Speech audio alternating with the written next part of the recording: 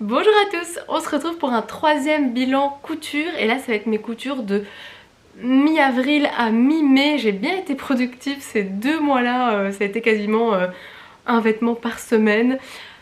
Voilà, quand c'est plus qu'une passion, c'est une obsession et ces 2 mois-là vraiment ça a été la folie.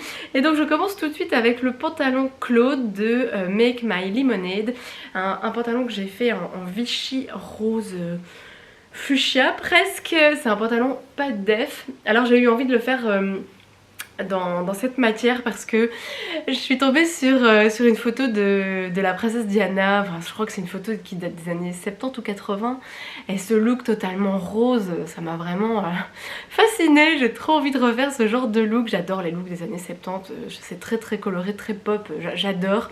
Mais bon, là, sur la photo c'est un pantalon carotte et moi je me suis dit que j'allais essayer de faire un pantalon plus pas de def parce que ce qui me va c'est quand c'est plus resserré à la taille. Et donc c'est ce que j'ai fait, je l'ai cousu en taille 46 parce que moi j'ai des grosses hanches mais j'ai une taille marquée. Donc j'avais pas trop envie de chipoter au patron vu que je suis pas encore très à l'aise de repatronner. Vraiment j'ai peur de faire ça. Et je me suis dit qu'à la place j'allais poser un élastique sur la ceinture. Il est posé à la moitié et devant j'ai bien thermocollé mes deux parties de ceinture et ça tient bien. Et j'ai posé un crochet, même 2 crochets pour tenir correctement devant. La pose de la braillette a été hyper facile. Après c'est bien avec Make My Lemonade, c'est qu'on peut suivre les vidéos pas à pas et ça aide beaucoup. Mais vraiment j'ai eu une facilité à coudre ça. J'étais même très étonnée que ce soit si facile. Mon seul petit regret c'est les poches qui sont pour moi un petit peu petites, hein. Avec nos téléphones hyper grands maintenant c'est un peu bof. Je pense que si je dois refaire une version je ferai sûrement plus grand et peut-être que là je retracerai peut-être un peu le derrière vu que voilà, là j'ai une taille 46 et là je crois que j'avais une taille 42, donc 2 tailles de différence, ça fait quand même beaucoup. Mais je me suis dit qu'avec un élastique, au moins si je faisais un peu de yo-yo avec mon poids, ça poserait pas trop de problèmes. J'ai cousu ensuite la chemise Paulette qui vient du magazine Fibre Mood. Je crois que c'est l'avant-dernier. D'ailleurs sur la couverture du magazine on voit cette chemise en rayé bleu clair et blanc.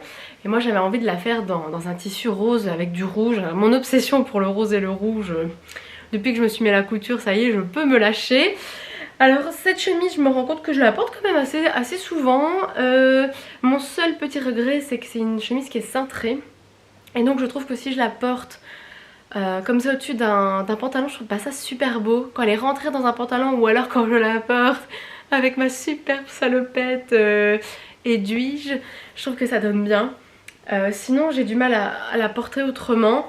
Et c'est vrai qu'à refaire, je choisirais peut-être un tissu qui est de la même couleur en dessous. Enfin que l'envers c'est la même chose, comme ça si ça vole, bah, ça se voit pas trop. Mais bon voilà, sinon petite difficulté au col. Peut-être que c'est moi qui ai mal redessiné le patron, mal décalqué. J'ai dû faire du chipotage pour que ça tombe juste, il était plus grand, le col était plus grand. Je sais pas trop ce que j'ai fait, enfin, c'est la seule difficulté que j'ai eue. Sinon voilà, enfin, moi les chemises maintenant j'ai plus du tout peur, ça va comme sur des roulettes. Et ouais, la seule modification que j'ai fait c'est ici il disait de faire un double rentré. Et moi j'avais envie de faire un ourlet rouloté, comme ça va plus vite. C'est vrai que maintenant que je sais en faire et que je trouve que c'est une facilité, j'y vais. Je crois que le tissu vient de ma petite fabrique ou alors un chat sur un fil. En tout cas toutes les infos que j'aurai peut-être oubliées en vidéo, ce sera dans la barre d'infos. Si je me rappelle de la provenance des tissus, je le dis pas à chaque fois mais c'est un de ces deux sites là. Décidément on est encore sur des tons roses. Je sais pas ce que j'avais au mois d'avril-mai mais le rose revient pas mal. Alors je vous montre la robe Jessica que j'ai déjà montrée dans un vlog et j'en suis mais totalement dingue. C'est un patron américain d'une créatrice, c'est Mimi Gestal, et donc là c'est la robe qui s'appelle Jessica. Il y a des petites poches ici, elle est boutonnée entièrement, c'est une découpe princesse et j'aime trop. Je l'ai entièrement doublée, ça c'est pas prévu dans dans le patron, mais qu'est-ce que ça donne bien, qu'est-ce que ça fait un fini soigné, j'adore ça. Je me suis même pour la première fois éclatée à faire une surpiqûre tout le long, partout, et je trouve que du coup ça maintient la doublure et en même temps ça fait une belle finition. Voilà, je sens que là, sur ce coup là, mes progrès en couture se sont vachement, ça se voit fort sur cette robe, et j'ai hâte qu'il fasse beau pour pouvoir la mettre parce que vraiment j'adore. C'est une viscose qui vient de chez Cousette, que d'ailleurs, ça c'est la petite histoire, j'avais pris ce tissu en 1,50 m et normalement le patron prévoit un peu plus de 2 mètres parce que normalement c'est une robe longue. Mais moi je me suis dit, en réfléchissant un peu, en me disant oui bon voilà, ça va tenir dans un petit morceau du tissu, et puis j'ai assez pour faire la jupe, et effectivement j'ai eu tout juste. C'était quand même un pari de prendre que 1,50 m, mais voilà, bon, c'est vrai que c'est toujours mieux de couper ces pièces de patron, de les étaler sur un tissu qu'on a déjà et voir finalement réellement combien on a besoin de métrage, parce qu'en fonction des patrons, des fois c'est... Voilà, c'est trop. Par exemple les patrons Burda, à chaque fois c'est trop de tissu. Mais voilà, sur ce coup là je suis très contente, et si j'ai envie de la faire en long, là je pense que j'irai sur du 2 mètres. Quatrième couture, la chemise Elisa, donc qui vient du magazine Fibre Mood. Celui-là c'est le 9e, hein, c'est déjà un magazine plus ancien, mais il y avait quelques patrons qui m'intéressaient, dont notamment cette chemise. Je suis hyper fan moi des chemises qui font un petit peu rétro, ça fait très années 70, j'adore cette période très colorée. Et quand j'ai revu ce tissu, il vient de où? Un chat sur un fil ou ma petite fabrique, je ne sais plus du tout, mais vous aurez les infos en bas.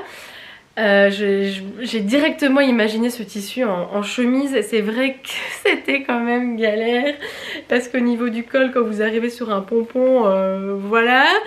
Et surtout en fait moi ce qui a plus bloqué et plus de difficultés, ça a été au niveau de ma surjeteuse. Parce qu'au moment où on arrive sur les pompons, soit elle bloquait, soit elle bourrait, soit elle se désenfilait carrément. J'ai trouvé à un moment l'astuce, c'est de passer vite et de tirer le tissu pour qu'elle ne bourre pas. Donc voilà, c'est quand même un tissu un peu galère, mais j'adore le rendu, j'aime trop ça. Alors moi ce que j'ai fait pour justement la pâte de boutonnage, c'est de couper mes pièces près des bords, donc de la largeur du tissu, pour avoir quand même un bord qui était sans pompon, parce que je me dis comment je vais mettre mes boutons.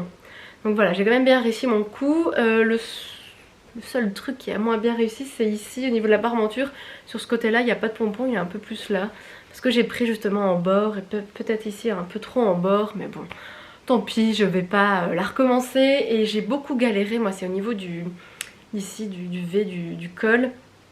Je pense que la prochaine fois que je la fais, parce que c'est sûr que je la referai, je montrerai la chemise différemment. Je ferai pas comme dans le patron, parce que vraiment j'ai galéré, et c'est surtout pour ça que j'ai fait une couture, une surpiqûre, pour bien tenir le col et pour qu'il soit beau, parce que vraiment je galérais. Sinon elle était super facile à monter, voilà, c'est vraiment une petite chemise toute simple, et je l'aime beaucoup. Et en plus de ça je me suis un peu basée sur une chemise que j'avais plus ou moins comme ça pour les longueurs un peu partout, sauf que là la longueur des manches, vraiment je l'ai fait au pif et ça tombe parfaitement à mon coude, et j'en suis très contente. Donc c'est une chemise que je mets assez souvent. Et je vais finir avec ces deux robes qui se ressemblent. Je vais d'abord commencer par celle-ci. En fait c'est une robe que j'avais fait l'année passée, quasiment dans mes premières coutures finalement, et je savais que j'allais la modifier parce que le tissu est trop rigide, et en fait il y avait des petites manches, et en fait j'étais bloquée. J'arrivais quasiment pas à bouger dans la robe, bon c'est pas très agréable. Et en fait c'est un patron Burda qui propose une version avec manches et une version bretelle. Donc c'est le 63-43 pour ceux qui veulent retrouver. Moi j'aime beaucoup ce genre de robe, c'est des robes avec une jupe plissée, donc ici c'est plissé, avec des poches à l'intérieur. Et en fait j'ai juste recoupé ici l'encolure, j'ai pas recoupé derrière parce que normalement ça va plus bas, j'avais pas envie de redécoudre ma fermeture éclair invisible. Et alors j'ai terminé la robe avec un biais, voilà, pour bien finir les coutures, et ça a été très facile à poser. C'est la première fois que je posais ça, et voilà, très simple de finir une robe comme ça. Je pense que c'est une technique que je referai. Et donc j'ai fait la version A du patron Burda, donc carrément voilà, derrière c'est beaucoup plus bas avec une tirette invisible plus petite.